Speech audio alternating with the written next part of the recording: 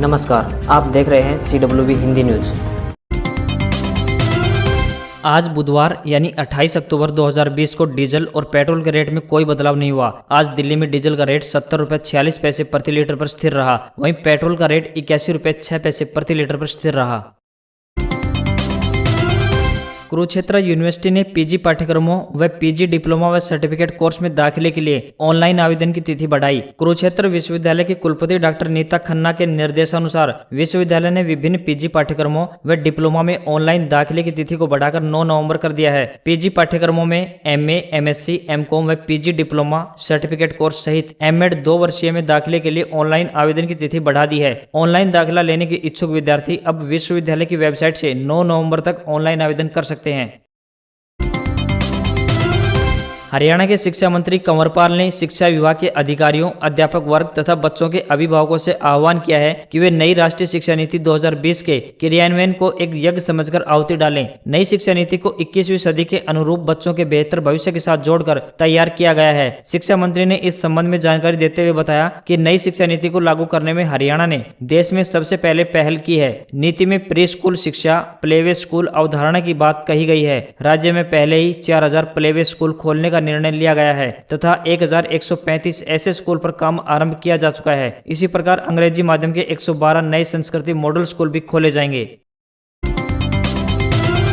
सरकारी स्कूलों में पहली से 8वीं कक्षा तक के बच्चों का नवंबर माह तक अवकाश रहेगा। ऐसे में शिक्षा निदेशालय ने पहली से 8वीं कक्षा तक के छात्रों के लिए 30 नवंबर तक का मिड डे मील घर तक पहुंचाने का आदेश दिए हैं। मिड डे मील में फ्लेवर्ड मिल्क और भोजन पकाने के खर्च सहित पूरी सामग्री 24 अक्टूबर से 30 नवंबर तक दी जानी है, जिसकी जिम्मेदारी प्रत्येक स्कूलों के शिक्षकों की होगी। शिक्षा निदेशालय का कहना है कि 30 नवंबर तक पहली से 8वीं कक्षा तक के स्कूल नहीं खोले जाएंगे। इस दौरान केवल शिक्षक ही बच्चों के घर घर जाकर मिड डे मील वितरित करने का काम करेंगे। नए आदेश के मुताबिक अब अक्टूबर माह में 7 दिन और नवंबर माह के 23 दिन की राशि और सूखा राशन भिजवाया जाएगा। कक्षा 1 से कक्षा 5 तक के विद्यार्थी को 149 रुपए 10 पैसे और कक्षा 6 से 8 तक के विद्यार्थी को 223 रुपए 50 पैसे खाते में डाले जाएंगे। वहीं निदेशालय ने निर्देश दिया है कि दूध पाउडर सप्ताह में 6 दिन की बजाय अभी 3 दिन ही दिया जाएगा।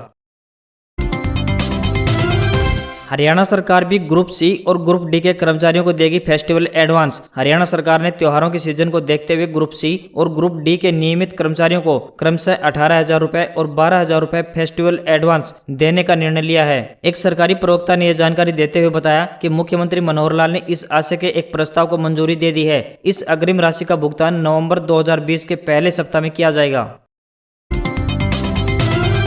हरियाणा के कृषि एवं किसान कल्याण मंत्री JP दलाल ने कहा है कि कृषि, पशुपालन एवं डेयरी, बागवानी, मत्स्य पालन तथा दूरदर्शी सोच के साथ प्रगतिशील किसानों को अन्य किसानों के लिए मॉडल किसान के रूप में प्रेरणा स्रोत बनाकर हमारा लक्ष्य किसानों की आय दोगुनी करना है। एक वक्तव्य में दलाल ने कहा कि मुख्यमंत्री मनोहर लाल की दूरदर्शी सोच के साथ प्रगतिशील किसान सम्मान योजना नाम से एक नई योजना की शुरुआत की जा रही है, जिसके तहत कृषि मेलों में किसानों को सम्मानित किया जाएगा ताकि अन्य किसान उनसे प्रेरित होकर खेती की बेहतर तकनीक अपनाने की ओर बढ़े। उन्होंने कहा कि योजना के तहत पुरस्कार स्वरूप प्रथम स्थान के लिए 5 लाख रुपए, द्वितीय स्थान के लिए 2 किसानों को 3-3 लाख रुपए, तृतीय स्थान के लिए 5 किसानों को 1-1 लाख रुपए की नगद राशि प्रदान की जाएगी। इसके अलावा 100 किसानों को 50-50 हजार रुपए के सांत्वना पुरस्कारों से भी सम्मानित किया जाएगा।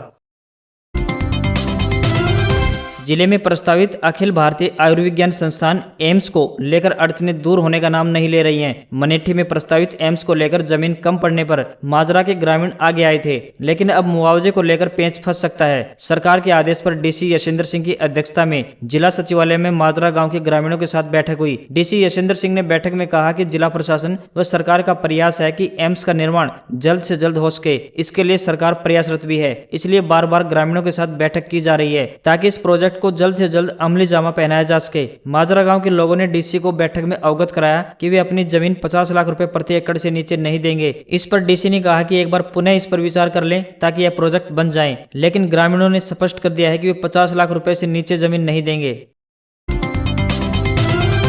सीबीएसई ने प्राइवेट छात्रों के लिए बोर्ड परीक्षा की ऑनलाइन आवेदन प्रक्रिया शुरू कर दी है। बिना किसी विलंब शुल्क के छात्र 11 नवंबर तक ऑनलाइन परीक्षा फॉर्म भर सकते हैं। 10वीं के प्राइवेट छात्रों को बोर्ड परीक्षा फॉर्म भरने के लिए 5 विषयों के लिए 1500 रुपए शुल्क जमा कराने हैं। प्रति अतिरिक्त विषय के लिए 300 रुपए प्रति विषय अतिरिक्त शुल्क लगेगा। इसके साथ ही 300 रुपए एडिशनल कंपार्टमेंट या इम्प्रूवमेंट के लिए प्रति विषय देने होंगे। प्रैक्टिकल व प्रोजेक्ट वर्क के लिए प्रति विषय 150 रुपए शुल्क लगेंगे। इसी तरह 12वीं के प्राइवेट छात्रों को बोर्ड परीक्षा आवेदन के लिए भी यह शुल्क ही देने होंगे। इनके अलावा परीक्षा शुल्क 300 रुपए प्रति विषय शुल्क दे होंगे। कक्षा 10वीं व 12वीं के ऑनलाइन आवेदन फॉर्म भरने की अंतिम तिथि के बाद छात्रों को 2000 रुपए प्रति छात्र अतिरिक्त शुल्क जमा कराने होंगे।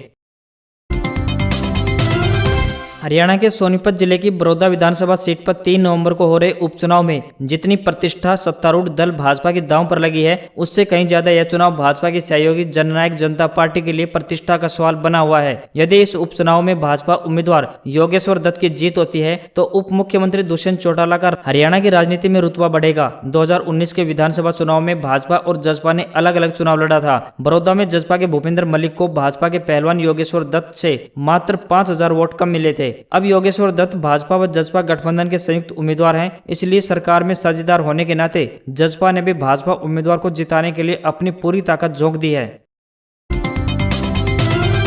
कहने को तो बड़ौदा में सिर्फ एक सीट पर उपचुनाव है, लेकिन यह चुनाव कांग्रेस में भूपेंद्र सिंह हुड्डा व दीपेंद्र हुड्डा, भाजपा में मुख्यमंत्री मनोहर लाल व प्रदेश अध्यक्ष ओम प्रकाश धनखड़, जसपा में डॉक्टर अजय सिंह चौटाला व दुष्यंत चौटाला तथा इनेलो में ओम प्रकाश चौटाला व अभय सिंह चौटाला की प्रतिष्ठा से सीधे तौर पर जुड़ा हुआ है। कांग्रेस से यहाँ इंदु नरवाल, भाजपा व जसपा से अंतर्राष्ट्रीय पहलवान योगेश्वर दत्त तथा इनेलो ने जोगिंदर मलिक को चुनाव मैदान में उतारा है। पूर्व सांसद राजकुमार सैनी भी यहाँ से खुद चुनाव लड़ रहे हैं।